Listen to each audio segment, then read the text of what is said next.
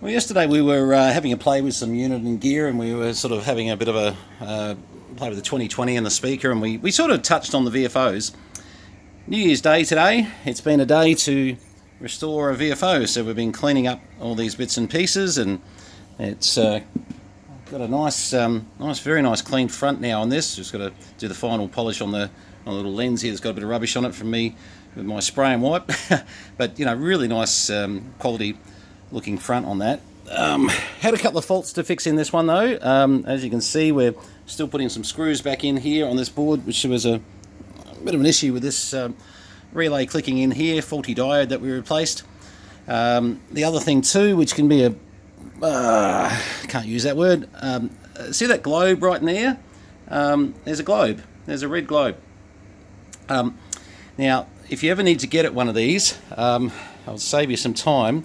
You'll never get your fingers in there trying to with the bayonet fitting. But see that little screw? Oh, where's my little pointer, which doubles as my alignment tool. Here's the trick. This little screw here.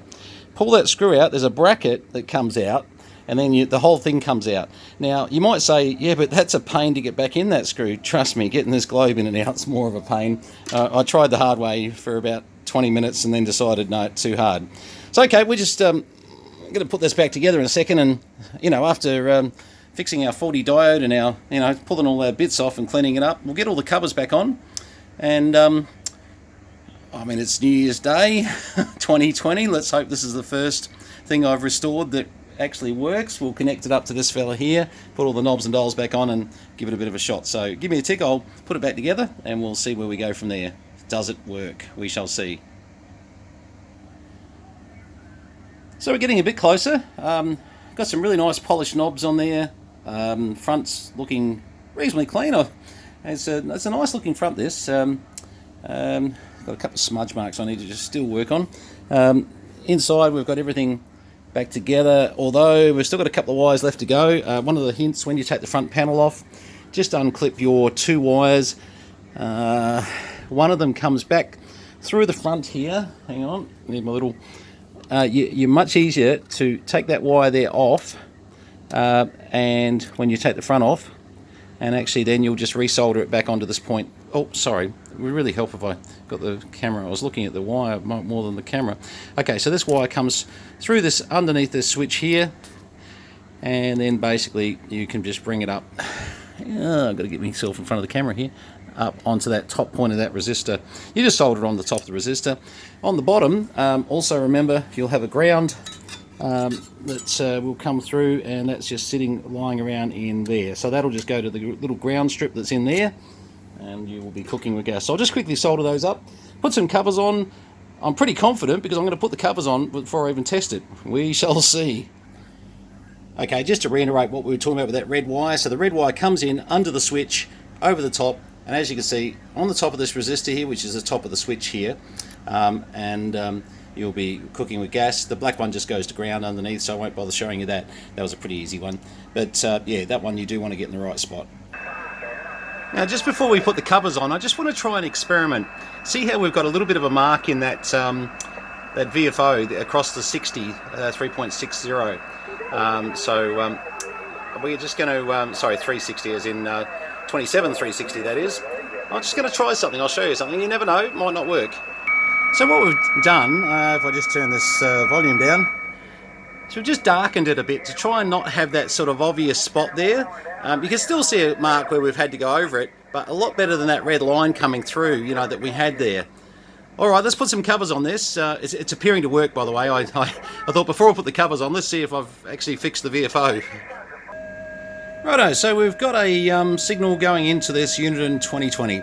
We're on the internal VFO, so let's flick over to the external VFO, which will be over here, and we can see that we're now receiving, and as we hear the tone coming from the generator up there, we're now changing frequencies from here beautifully, which I can tell you this unit was not doing before. So you've got your RIT, so you can basically just receive incremental tuning versus transmit and receive. There's no crystals in this here, so the spot is for these crystal frequencies, but there's actually no crystals fitted. and she's a worker. And as you can see, we've got rid of that red mark nicely that was on the dial, and it's pretty subtle how we fixed it. Amazing what some dagger brush texture, sort of can do. So don't look for the hard things sometimes. It's sometimes not that hard. All right, this is a really nice looking VFO. I've got to just give it a final clean just on the cases, but the fronts come up beautiful. The glass here, just absolutely beautiful. Plastic, not glass. But and all the switching, we're getting 0, 1, 2, 3, and 4, and nearly said 5 then, wrong. But yeah, all working well.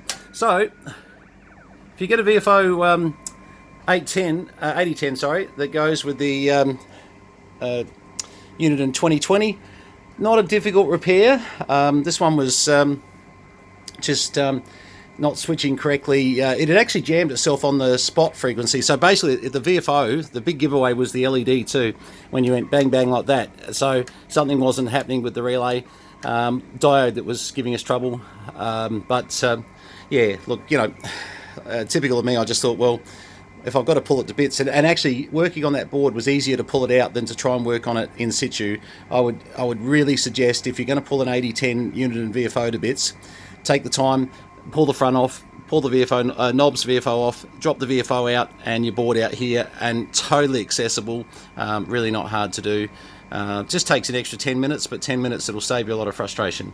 Okay, well, as you can see, we'll be putting this one back together pretty soon. I've found the guard for the top there and bits and pieces. So this is my original. I worked out which one this was actually. This wasn't Miles. Miles is in my other pile over there. I think Miles is the one that's got a little fault with the display on the 27. The 37. 38, etc. It's putting a 3 instead of a 2 on the front there. But apart from that, look, it's working great. So we'll get into that pretty soon and fix that little 2 and 3 digit thing. But for now, I just wanted to try and get a Uniden lineup running. So we're getting pretty close. Cleaned all the connectors and edge connectors on this one, and they're fine. They're actually brilliant. So we might be on a winner here. Anyway, more on that later.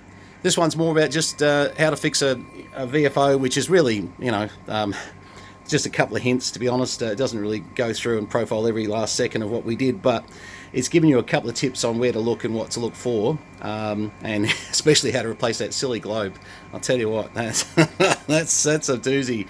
Pull the screw out, trust me. Don't try to run it in with your fingers. You'll just sit there frustrated for 20 minutes like I did. 73s, Happy New Year. It is 2020. It's New Year's Eve Day. New Year's Eve Day. No, let's say that right. It's... I can't believe I said that. It's January 1st, 2020. So, New Year's Eve Day.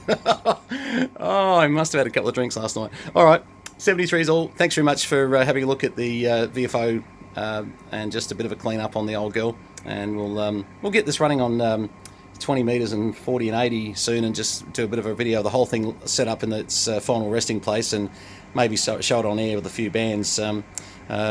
I must admit, because I'm in the shack here, I just naturally throw these things on 27.355 because it's very quick to just sort of listen, go right, hearing a signal, my generator, which is, we work on so many CB radios, as you guys know. I mean, there's just so my generator sits on 355 a lot of the time. So yes, anyway, but we'll certainly give this a run on some of the ham bands, because I'm really interested to see how it goes on 40 meters particularly. All right, 73s, VK3CM, JDW229, cheers, and enjoy 2020, please.